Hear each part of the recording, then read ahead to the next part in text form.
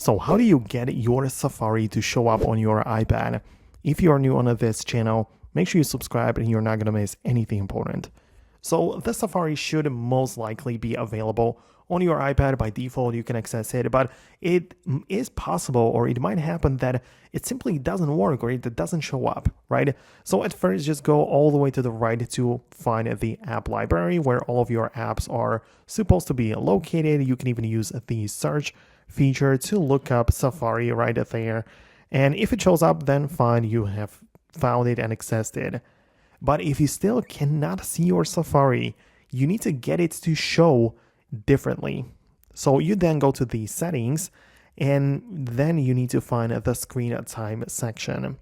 In there you have the content and privacy restrictions, and it is possible that when you have this turned on, that it somehow limits your Safari functionality.